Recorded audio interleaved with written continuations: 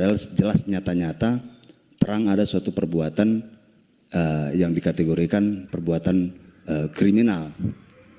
Nah, Bapak Ibu, saya langsung sebut saja nama. Misalnya kayak Hercules, senior Bang Saur juga sudah mengatakan tadi. Itu sudah tindakan nyata dengan organisasi yang bernama GRIP itu. Ya. Nah, ini kita miris ketika nama ini berulang kali disebut soal organisasi besar, seolah-olah Hercules ini orang besar gitu ya.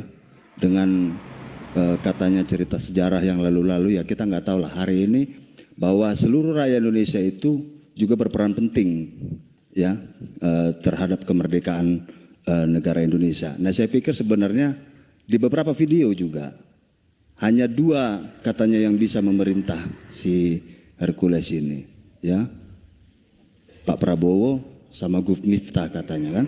Nah, saya pikir dengan dia menyebut begitu, ya ini kan sudah keterlaluan, presiden dibawa-bawa gitu ya. Saya pikir ini bisa langsung ada tindakan nyata ya, atau sifatnya rekomendasi tadi dari Komisi 3 supaya GRIP misalnya ya langsung saja dibubarkan atau dibekukan gitu kan. Nah, saya pikir Komisi 3 itu punya kemampuan untuk itu. Baru yang berikut, hari ini kan kalau saya tidak salah baca bahwa memang Kemenko Polkam itu sudah membentuk Satgas penanganan premanisme. Nah, itu juga perlu kita apresiasi. Tapi harus diingat bahwa kami minta juga Komisi 3 itu juga harus melakukan pengawasan terhadap Satgas ini. Kita tahu Satgas-Satgas juga banyak di Republik ini, itu dia persoalannya. Cuman kita belum merasakan betul keberadaan Satgas-Satgas ini. Jangan hanya penggelembungan anggaran saja Satgas ini nanti kan. Karena kan harus dibayar orang-orang yang ada Satgas itu. Dan kalau memang berkenan misalnya, apakah Tumpas ini, advokat penegak hukum ini, dapat juga dilibatkan masuk dalam Satgas itu sebagai kontrol misalnya, ya perwakilan dari kami. Nah ini juga perlu menjadi perhatian Komisi 3 DPR RI supaya fungsi pengawasan DPR RI itu dapat berjalan, ya. Nah, yang terakhir saya rasa kehadiran kami Tumpas di sini adalah memperkuat legitimasi DPR, ya, bahwa kami ada bersama-sama DPR. Kamilah rakyat, ya. You are not alone, gitu ya. Artinya Komisi 3 cukup diperkuat kami rasa dengan adanya kami para advokat ini yang tidak suka dengan aksi-aksi premanisme. Nah, saya pikir pertemuan ini tidak hanya sekali, tetapi ini secara kontinu karena irisannya kan banyak sebetulnya premanisme ini. Mulai nanti kita akan bicara tentang kenapa ada preman, kan gitu. Kenapa ada aksi premanisme? Karena perut lapar misalnya. Kenapa perut lapar? Karena nggak dikasih kerjaan. Nah, irisannya banyak. Saya pikir koordinasi antar lembaga, ya ini juga menjadi isu penting dan catatan penting bagi kita yang masih mencintai negara ini, ya termasuk kami para advokat ini yang ingin hukum itu ditegakkan. Nah itu, jadi mohon ini menjadi catatan termasuk tadi penindakan terhadap si Hercules dan si GRIP itu. Itu penting terus digarisbawahi karena udah nyata Pak. Artinya teman-teman juga tadi kan sudah mengatakan mau memakai undang-undang ormas dan lain sebagainya itu dia sudah ada perbuatan di situ. Tangkap. Kan nggak perlu juga harus ada laporan karena sudah nyata, terang, viral. Nah, saya pikir itu catatan-catatan dari saya, singkat saja, selebihnya nanti ditambahkan oleh rekan-rekan. Terima kasih senior. Terima kasih. Nanti Saudara Petrus Muniar sebagai wakil perempuan dan terakhir nanti Ibu Esther ya, yang terakhir nanti ya. Baru nanti. Bang Saur, Pak Saur. Iya. Petrus. Pak. Oh ya, Sebentar Pak. Oh ya. Mungkin kalau misalnya memang topiknya masih sama dan dalam arti itu hanya pengulangan saja. Ini intinya kita kan sudah mendapat esensinya, poinnya kita sudah mendapat. Mungkin kita berikan kesempatan 2 lagi saja Pak untuk menghemat waktu juga, karena kan kawan-kawan juga kan perlu mendalami juga, ya kan? Ya, makasih.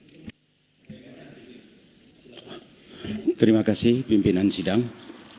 Saya hanya mau mengusulkan yang konkret saja. Kalau kita melihat pasal 69 Undang-Undang Ormas, ayat 3C, Ormas dapat dibekukan bila mana menimbulkan keresahan dan merusak ketertiban.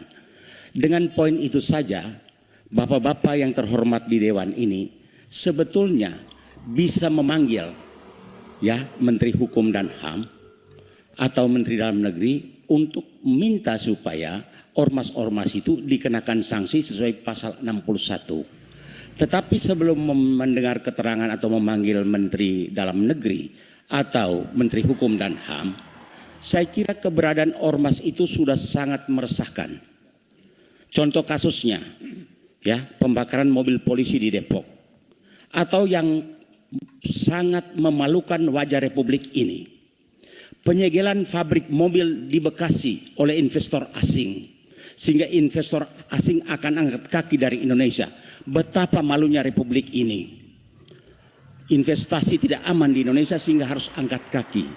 Oleh karena itu saya memohon Bapak-bapak Dewan ini memanggil misalnya Wali Kota Bogor yang tahu persis peristiwa pembakaran mobil, atau Bupati Kerawang, atau investor yang diusir atau pabriknya disegel.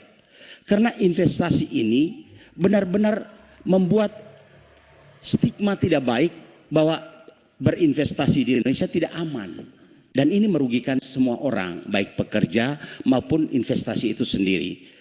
Dan juga bisa juga memanggil Gubernur KDM Kang Deddy yang ahli TikTok itu, ya, supaya didengar keterangannya seberapa besar keresahan ancaman-ancaman ormas ini. Jadi saya yang konkret aja, DPR menggunakan ya pasal 59 ayat 3C dan memanggil orang-orang yang dianggap telah membuat keresahan atau pihak-pihak yang merasa resah. Karena itu menjadi pintu masuk rekomendasi Dewan ke Kemendagri untuk melakukan atau menentukan sanksi sesuai undang-undang, peringatankah, pencabutan, dan seterusnya. Itu saja usul saya Bapak-bapak. Terima kasih. Bung Petrus, dan yang terakhir Sri Kandi kami pimpinan. Jadi jangan sampai kami bias gender. Silakan Bu Unia. Baiklah, selamat siang yang terhormat para anggota DPR Komisi 3. Kalau saya juga singkat aja karena sudah banyak tadi dari rekan-rekan yang sudah disampaikan. Namun kalau kami dari perwakilan perempuan nggak bersuara, seperti kami tidak merasakan kegalauan ini. Padahal para ibu-ibu yang paling merasakan ini, yang paling merasakan ketakutan melihat tayangan-tayangan atas kejadian-kejadian bagaimana premanisme mempertontonkan kata-kata kasar, perbuatannya, bahwa premanisme itu tidak hanya yang disebut oleh rekan-rekan yang tadi. Sebenarnya ini di seluruh Indonesia ada premanisme di terminal, di bandara, di jalan-jalan. Bayangkan bapak-bapak di sini membayangkan bahwa kalau anak perempuan kita membawa mobil di malam hari harus berbelok, ada banyak preman-preman di sana. Itu juga perlu. Jadi jangan hanya lihat Herculesnya. Hercules lain juga banyak dan itu di daerah-daerah lain banyak. Yang mau saya katakan adalah melawan lupa. Mohon kita semua ingat bahwa Indonesia ini adalah negara hukum. Apa artinya? Segala sesuatu tindakan anak bangsa harus sesuai dengan hukum.